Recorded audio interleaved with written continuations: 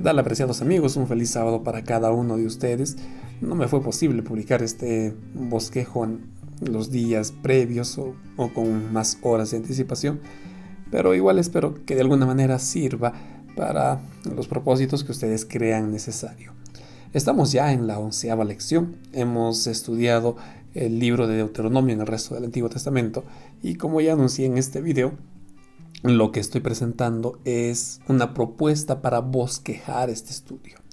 Queridos amigos, permítanme, como es costumbre, extenderles a todos ustedes una cordial bienvenida al bosquejo de la lección 11.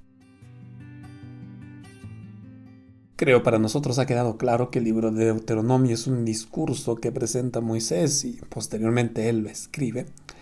Y Moisés, a través de este libro de Deuteronomio, dejó las indicaciones muy claras para el pueblo de Israel.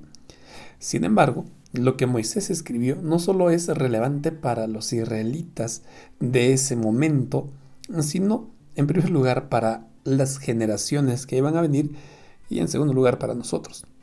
Es por ello que personajes como Miqueas, Oseas, Jeremías, el rey Josías, por ejemplo, el profeta Daniel, o inclusive Nehemías, han tenido alguna especie de referencia, estudio, algún impacto de parte del libro de Deuteronomio. Y en resumen, esto es lo que nosotros hemos estudiado. Vamos a trabajar este bosquejo y vamos a tratar de hacerlo de manera cronológica, es decir, cómo el libro de Deuteronomio ha estado presente en las siguientes épocas. En primer lugar, antes de Babilonia. En segundo lugar, el libro de Deuteronomio durante el cautiverio babilónico. Y por último, el libro de Deuteronomio durante la reconstrucción de Jerusalén. Con estos tres objetivos vamos a bosquejar esta lección. Trabajemos entonces con el primer objetivo. Deuteronomio antes de Babilonia. Lo que vamos a ver en este objetivo son momentos en los cuales el libro de Deuteronomio sirvió como referencia o fue citado por los profetas del Antiguo Testamento. Por ejemplo, encontramos en Miqueas capítulo 6, versículo 2, un detalle muy curioso. Dios inicia una acción legal contra su pueblo. La lección analizaba esta palabra, la palabra rib, que puede ser traducida como demanda o entendida como una demanda. Es decir, Dios estaba desarrollando una demanda al pueblo de Israel. Y es que el pueblo de Dios, judíos e israelitas, ya cuando se dividen en los dos reinos, comienzan a practicar idolatría. No solo la idolatría, sino también el pueblo se vuelve injusto en su trato hacia las personas, hacia su prójimo. Entonces, en resumen, contra estas dos acciones, Dios acusa a su pueblo. Ustedes están en la idolatría y, en segundo lugar, no están cumpliendo todo el pacto que ustedes se han comprometido. Miren las injusticias que hay. Ahora, bueno, obviamente esto es una forma figurada, es una ilustración, como en Miqueas está diciendo, miren, Dios está estableciendo un juicio contra ustedes. ¿Qué es lo que tienen que hacer ustedes como pueblo? En Miqueas 6, en los versículos del 1 al 8, encontramos lo siguiente. Número 1, le dice Miqueas al pueblo, no sean rebeldes contra Dios. En segundo lugar, apártense de la idolatría. En tercer lugar, sean humildes ante Dios. Y, por supuesto, hagan justicia, muestren misericordia a su prójimo. Esto es lo que Miqueas le está diciendo al pueblo. Lo curioso es que todo esto ya hemos leído y ya hemos estudiado en el libro de Deuteronomio. Por ejemplo, en el capítulo 10, versículos 12 y 13, Moisés llama al pueblo y le dice, guarden la ley. En la ley se divide en dos grupos grandes, o como dijo Cristo, se resume en dos principales. Número 1, amarás al Señor tu Dios. Y si nos damos cuenta, los primeros tres puntos que toca Miqueas se resumen en eso. No sean rebeldes contra Dios, aléjense de la idolatría y sean humildes al Señor. Está ahí, amar a Dios. Y el último, hagan misericordia, muestren misericordia a su prójimo, pues es amar a tu prójimo. Entonces, ¿qué es lo que vemos acá? Cómo Miqueas presenta el carácter, la esencia de esta ley de una forma práctica. Y lo que está haciendo simplemente es un parafraseo, entre comillas, de lo que está escrito en el libro de Deuteronomio. Entonces vemos cómo el libro de Deuteronomio para Miqueas fue importante y él lo presenta de esa manera. Ahora, vamos a pasar de Miqueas a un rey, a Josías. Lamentablemente, tenemos que reconocer esto aquí. El pueblo de Dios, ya sean los judíos o israelitas, cerraron sus oídos a Dios y caen en apostasía. Sabemos incluso que llegaron a sacrificar a sus hijos. Cuando Josías asume el reinado, él encuentra pues todo esto, caos. Y el rey Josías busca hacer lo correcto. Es por ello que en su afán de mejorar la situación del pueblo de Judá, Josías comienza a introducir reformas dentro de la nación y al mismo tiempo inicia la restauración del templo porque estaba descuidado. Sin embargo, por favor, entendamos que esto simplemente era una reforma incompleta, pues solo estamos observando lo exterior.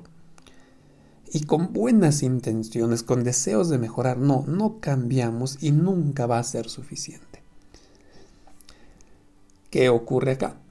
Pues mientras estaban manteniendo, reconstruyendo, por así decirlo, el templo, dice Segunda de Reyes, capítulo 22, que es encontrado el libro de la ley. Y comienzan a leerlo. Y en ese afán de estar sorprendidos con el libro de la ley, este libro es llevado al rey Josías. Y cuando Josías escucha lo que está en este libro de la ley, él rasga sus vestidos, él rasga su vestidura en son de dolor. Y hay un consenso en cuanto a los especialistas al entender que ese libro de la ley era el libro de Deuteronomio. Entonces, miren, hemos visto con Miqueas cómo él presenta las enseñanzas de Deuteronomio de una forma práctica.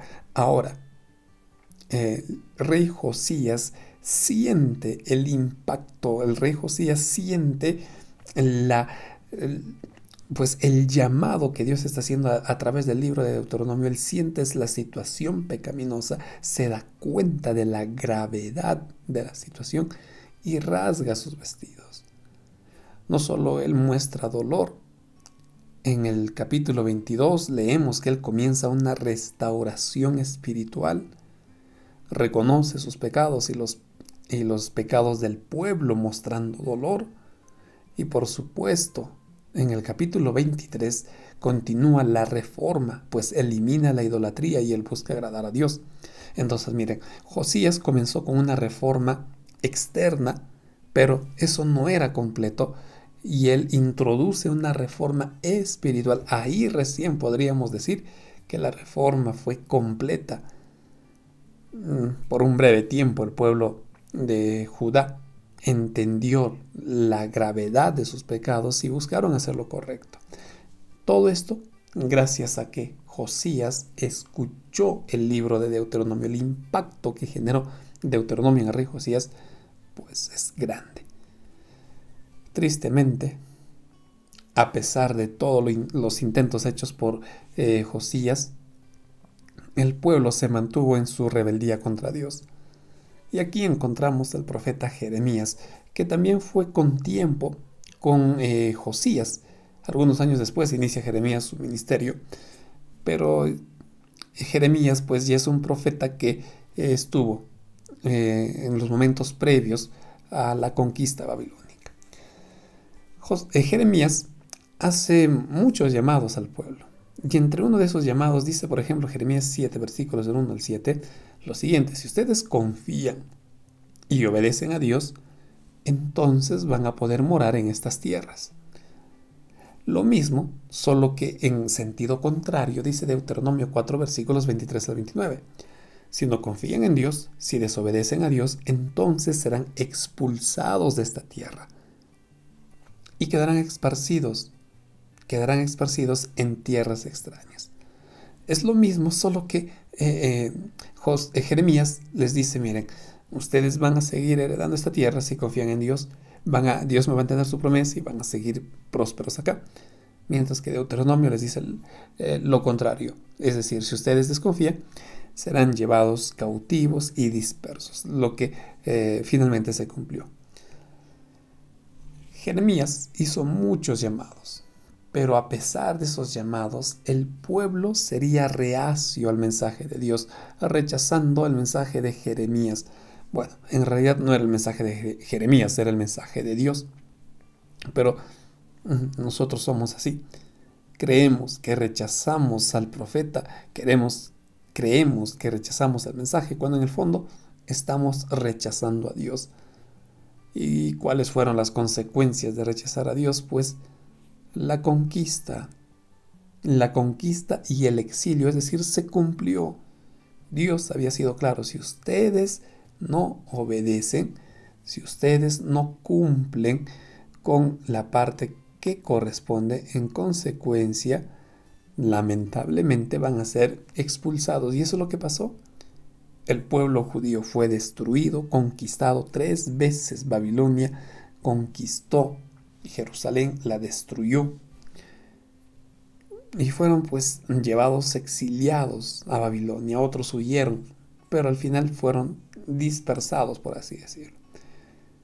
Sin embargo, el ministerio de Jeremías incluye un llamado muy especial, porque cuando ya la conquista era inminente, Jeremías pedía al pueblo: arrepiéntanse y no peleen contra Babilonia, mejor ríndanse, pero bueno, fueron rebeldes. Por eso Dios, a través de Jeremías, le dice: miren, dile esto al pueblo: me buscaréis y me hallaréis, porque me buscaréis de todo vuestro corazón.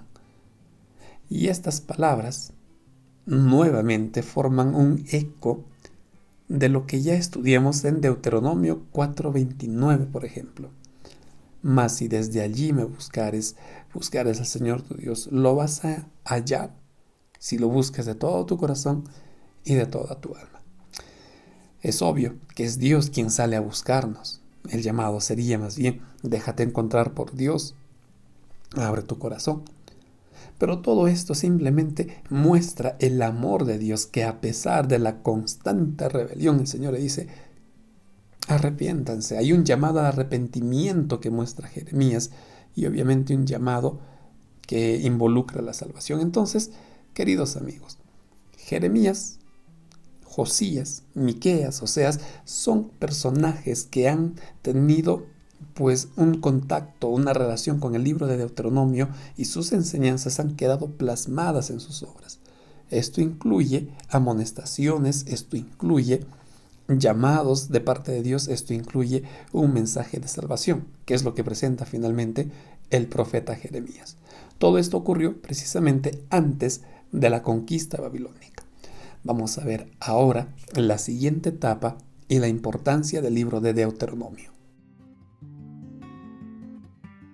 Durante el cautiverio, el libro de Deuteronomio muestra su importancia a través de un profeta, a través de Daniel.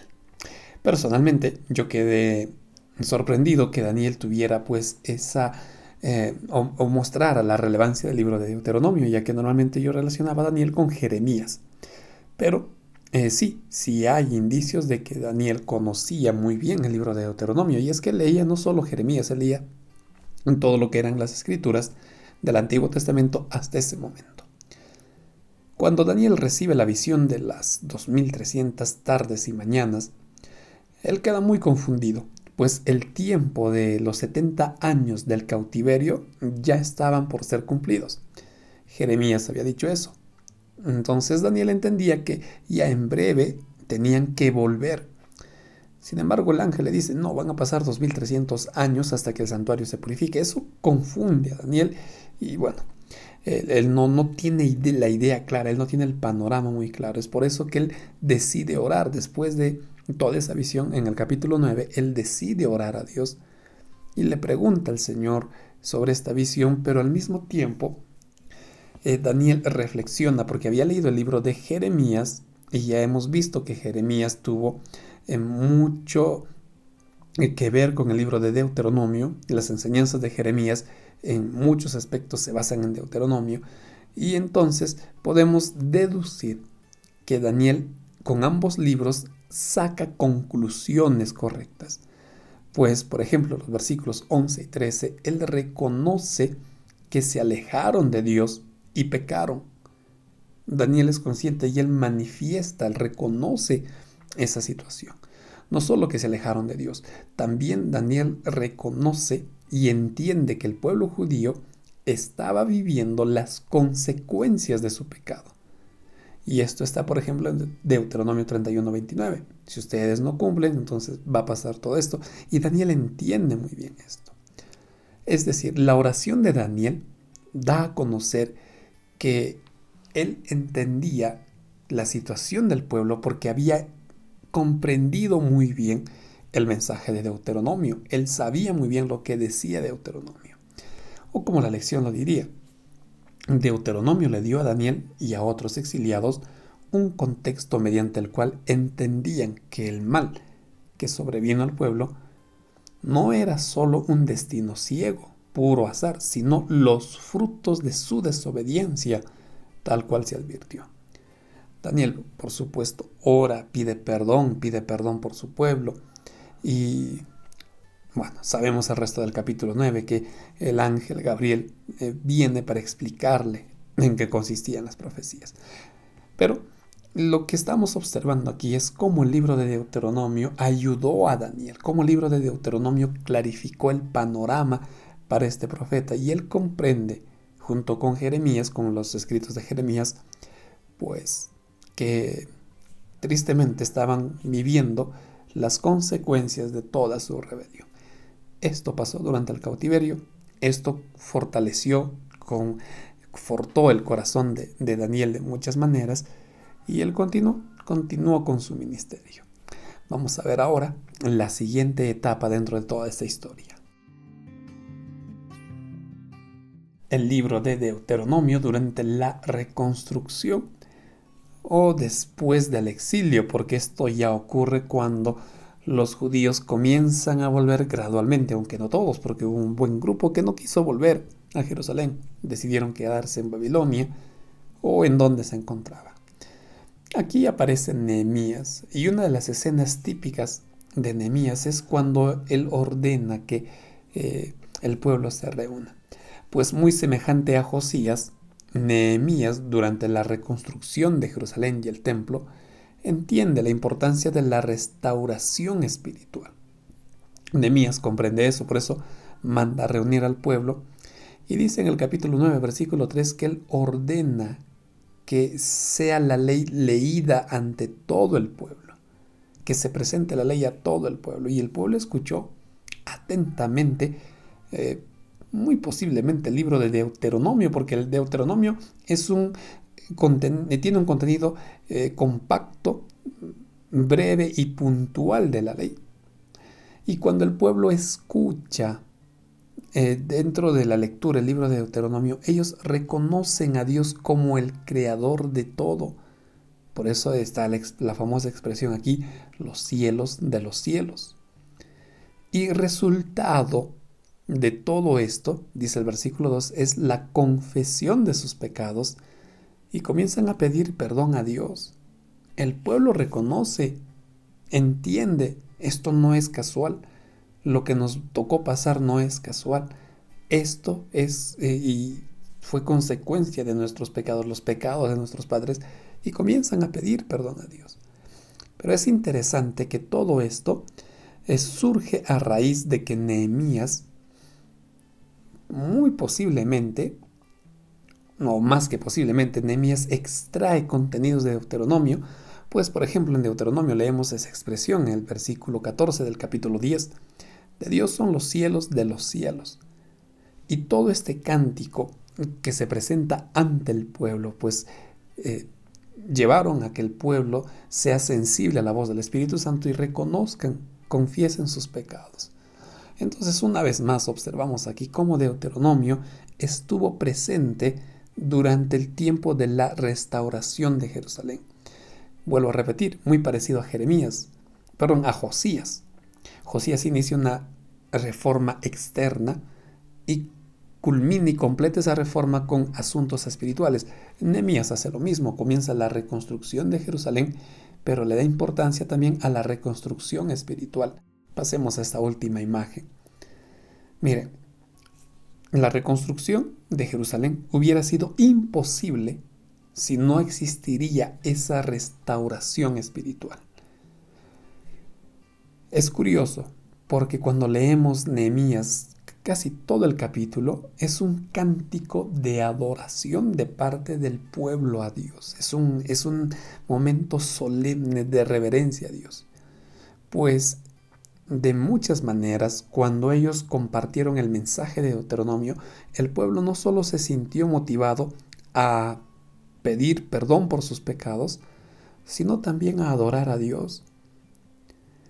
La lección nos hacía una pregunta muy interesante y un comentario y una pregunta en la parte final de este estudio decía: Dios es el creador no solo de la tierra, sino también de los cielos de los cielos.